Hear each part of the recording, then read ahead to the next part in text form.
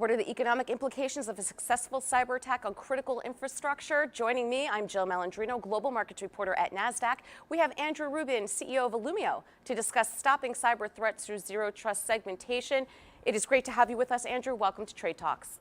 Thanks so much for having me, Joe. You got it. And with the war in Ukraine, there's been a lot of talk about cybersecurity and critical infrastructure in the past few weeks. What should we be most concerned with right now?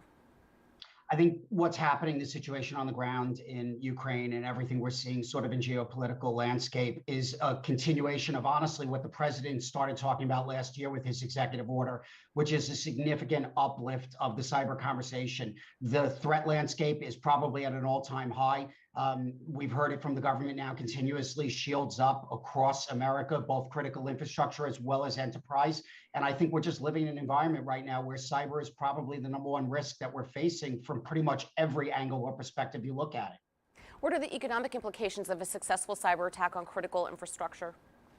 Well, I think if we look at what happened with Colonial most recently, what we realize is that a cyber event for the first time had a real impact on what we'll call the real world or the physical world.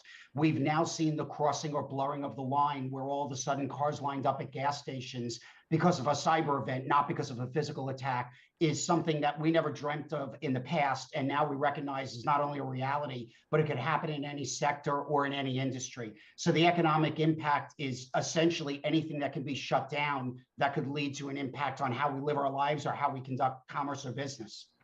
What do business leaders need to be thinking about when it comes to working with partners to secure their supply chain? Because as we know, it's not just about critical infrastructure. Agreed. I think that one of the things that we've recognized is that there's a huge amount of inherited risk. In other words, we're all interconnected. So what happens to me happens to you because we're connected and doing business with one another.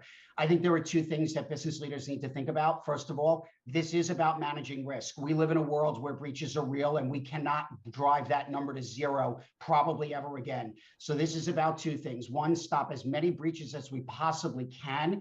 And two, what zero trust is advocating for, and certainly what zero trust segmentation is all about, which is make sure that if a breach occurs, that it's a small security incident and that it doesn't lead to an automatic catastrophic outcome. Andrew, cybersecurity investment boomed in 2020 and 2021, especially with us working in a hybrid environment. Yet we saw one devastating cyber attack after the next. It seems like it's only getting worse. So what's the industry getting wrong when it comes to cybersecurity?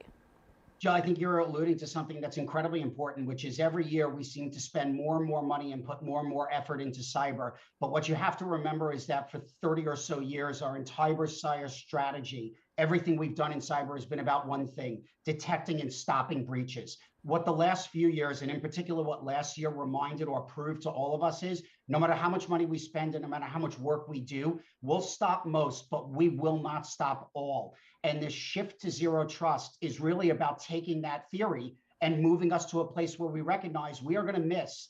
And when we miss, we have to have a strategy for making sure that not every miss results in a catastrophic outcome. Let's talk more about zero trust. What is it and why are the government and cybersecurity industry so focused on this right now? Yeah, we've seen an enormous uplift in the term. We've seen a huge amount of attention paid to it. And honestly, the question that everybody's asking now is, what is it? But more importantly, what do I do about it? So let's start with what it is. It's actually very simple. Zero trust is assuming the mindset that breaches do occur. That's actually what it means. It's very simple. Assume breach instead of assuming that you'll be safe 100% of the time. What companies and organizations are doing about it, and the government has done a great job of leading the charge around the conversation. We saw it in the president's executive order last year. We saw it in a number of White House and CISA memos that have been published more recently. What we're all doing is we're recognizing that if breaches are part of reality, we need a strategy for cybersecurity that takes that into account. And so in Illumio's case, what we talk about is zero trust segmentation. That's one of the core controls that allows you to say, if I am breached, how do I contain it? How do I shrink the blast radius and ensure that a small security incident doesn't spread through my entire environment and become a catastrophic outcome?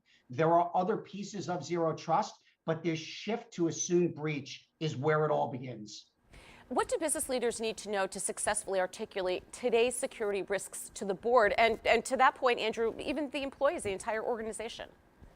First of all, we need to continue to elevate the cyber conversation because it is everybody from the employees having good cyber hygiene all the way through to the tools that we buy and the way that we deploy them. But there is another sort of important piece to this, which is we all know that the expression, the enemy of a good plan is a perfect one.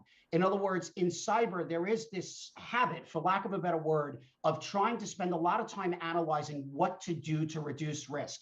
I just want to remind everybody that every day that we spend doing nothing and thinking and analyzing is another day that we're sitting, giving the attackers a window to attack.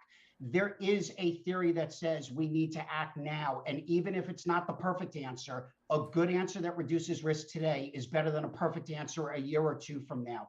And so I think you're seeing business leaders and boards and regulators embrace that. They're asking for action today rather than a perfect plan a year or two from now. All right, Andrew, we appreciate the insight. Thanks for joining us on Trade Talks. I'm Jill Malandrino, Global Markets Reporter at Nasdaq.